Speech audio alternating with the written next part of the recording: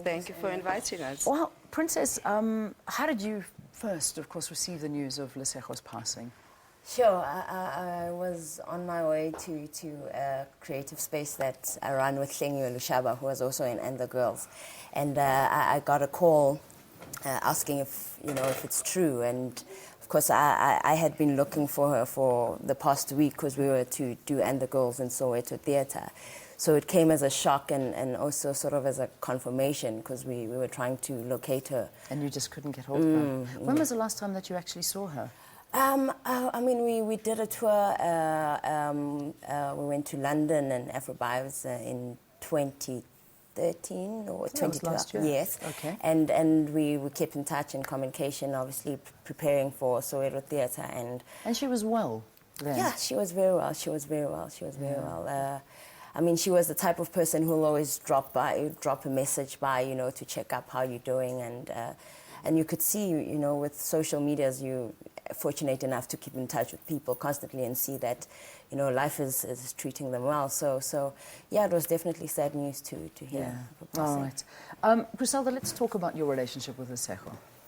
It's kind of a bittersweet one because after having known her status for 13 years, Lesego one day just drops a bombshell that I've actually been living with HIV and I'm going to talk about it, and I just need people around me to just support my cause. And little did I know that that would take away everything else that she had done and just limit her to just this woman with HIV. And it's one of the cautions that I mentioned to her, that as you talk about your status, you must just know that you might lose Lesego Motsepe and be that woman with HIV. And I mean, I don't have to tell you what happened when the news broke. Every headline was taking us back to when she disclosed her status. She gave us 10 years on Isidingo as Lady Matabane, and all that was forgotten. We just focused on her having disclosed her status. Yeah. And then we encourage people to disclose. How? The environment is just way too harsh. Yeah. I mean, do you think so? I mean, do we not look at her, and I do in a way, and say, I mean, and when I spoke to some of the producers at Isidingo, and they were saying they never knew. I mean, she worked absolutely beautifully. It never, ever occurred to them in any way. And it was almost like their respect level went up for them higher, thinking that this lady all this time was going through this by herself. And yet never disclosed it, and then did disclose it, and they were just taken aback. Do you think it taints an image in a way?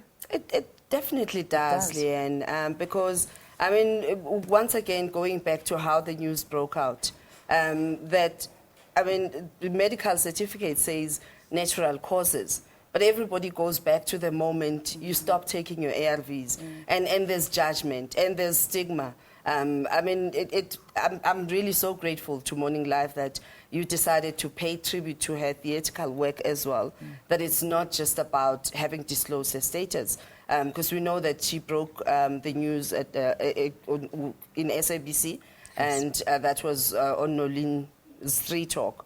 And, you go back to that moment, and it almost just limits her to this woman with HIV. And you talk about, does it really take away one's credentials, what you've earned, what you've achieved? Most definitely.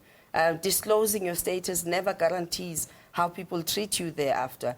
I mean, they had not known for the 10 years that she spent on Isidingo because she was not a viral infection. Yeah. She was a good actor, and she respected her craft, and many people, she was believable.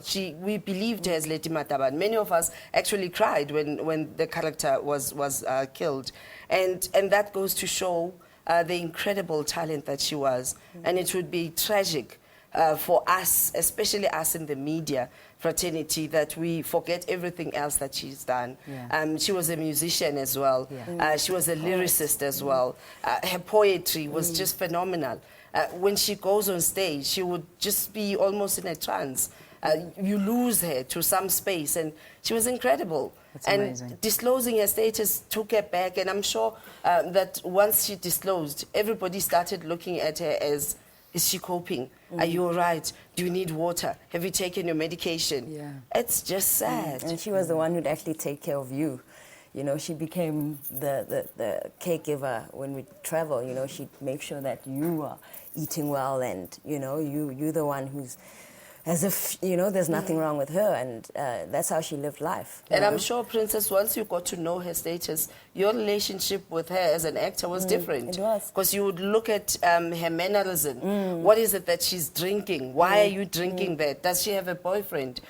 It's amazing. It's just As your eyes soon as almost a see somebody person completely says I'm different. HIV positive, I don't know what it is about us Africans, that it takes away who you are. Yeah. You become a viral infection. Yeah.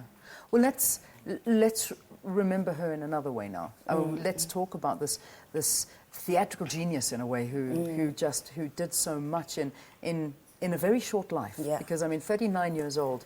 That's a very, very young. short Yeah. life. It's too young. Yeah. But there wasn't really a side that she didn't use, from acting on stage, on Yeah. screen, Yeah. poetry, music, because I Yeah. believe she had the most magnificent voice. Yeah. She yes. did. I I mean, never heard her she sing, she but did yeah. a Brenda Fassie show. I mean, anybody that fills Brenda Fassie's shoes. No, yeah.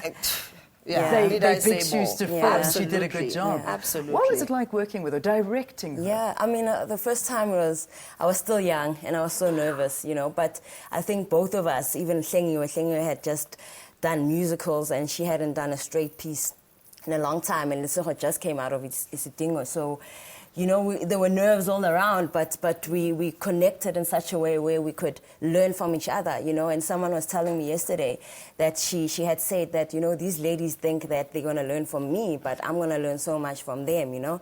And our relationship has been that way since we started with the production. It's been just the work grows and grows, and I was really looking forward to another journey of taking the woman, you know. She played the woman in such an amazing way, you know, and when we were speaking to the mother yesterday, we saw that actually she took from her life, you know, she took from her mom, and we're looking at the mannerism from her mom, and it's like, there's Lesego, you know, she could have been 20 years from now, that could Still have been her, you doing know? the same thing. Yeah. What are your plans now?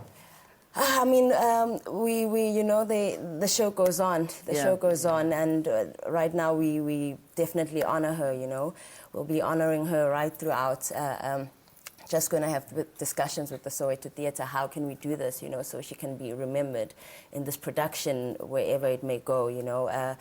Some life works in amazing ways, or it just plans you somehow. Because I was recasting, but Lesego was still going to play the part, but something was just not, you know, connecting, and Lesego wasn't available.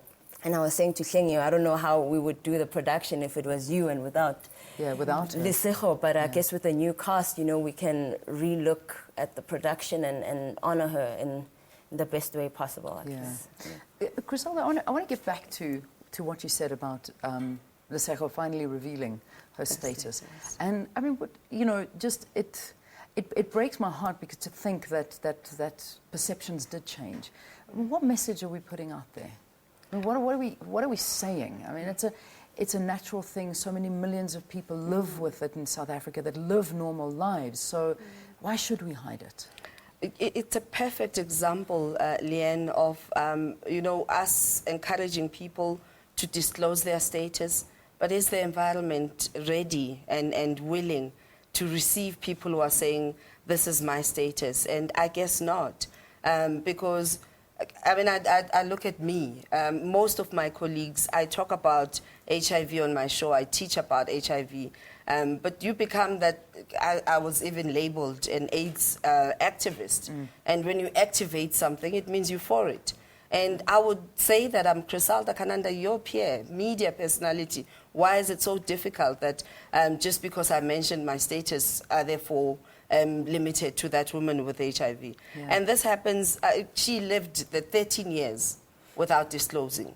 The minute you disclose, everything else that you've done. And like you said, that you spoke to the team within Isidingo, and they had no idea, because nobody ever has to know, as long as you know what to do.